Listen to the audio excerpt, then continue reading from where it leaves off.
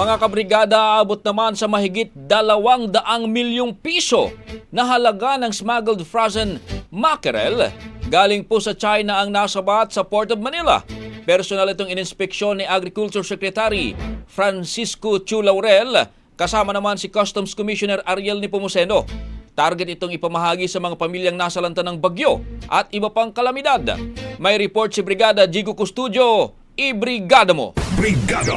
Live report! Kahon-kahong frozen mackerel ang tumambad ng buksan ng container van na ito sa Port of Manila. Kabilang ito sa 21 container na naharang ng Bureau of Customs noong Marso.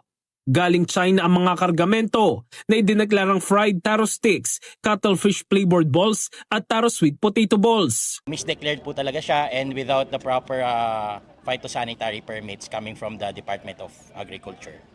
Ayon sa BOC, sinampahan na ng kasong paglabag sa Customs and Modernization Tariff Act ang mga sangkot sa pagpupuslit ng frozen mackerel.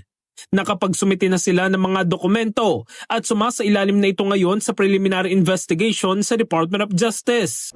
Gagawin natin talagang airtight yung mga kasong isasampa natin upang sigurado tayo na mapapanagot yung mga nagpasok nito mga smuggled agricultural products. At tutugisin dito ay yung mismong may-ari, yan ay napangalanan na, at pati yung mga brokers na siyang naglakad ng mga papel nito mga pinuslit na mackerel. Maliban sa epekto sa ekonomiya, sinabi ng Department of Agriculture na malaki din ang epekto ng smuggling sa ating lokal na mga mangingisda. Siyempre, lumalaot sila at sasakripisyo na pati buhay, no? Lalo na ngayon mabagyo ang ano. So sana naman kumita sila, di ba? Pero sa smuggling na ganito, sigurado mababawasan niya kanilang kabuhayan. Fit for human consumption ng mga nasabat na frozen mackerel at pinag-aaralan na ipamahagi ito sa ating mga kababayan na nangangailangan. Tinatayang aabot sa mahigit 700 metric tons ang mga nakumpiskang isda, sapat para mabigyan ng tigi 1 kilo ang higit 700,000 pamilya. Ito naman ay napatunayang yung tinatawag na fit for human consumption. Subalit may proseso upang ito maitulong natin sa ating mga kababayan.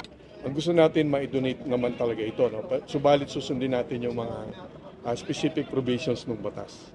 In the heart of changing lives, ako si Brigada Jigo Custodio ng 105.1 Brigada News of Manila, the Music and News Authority.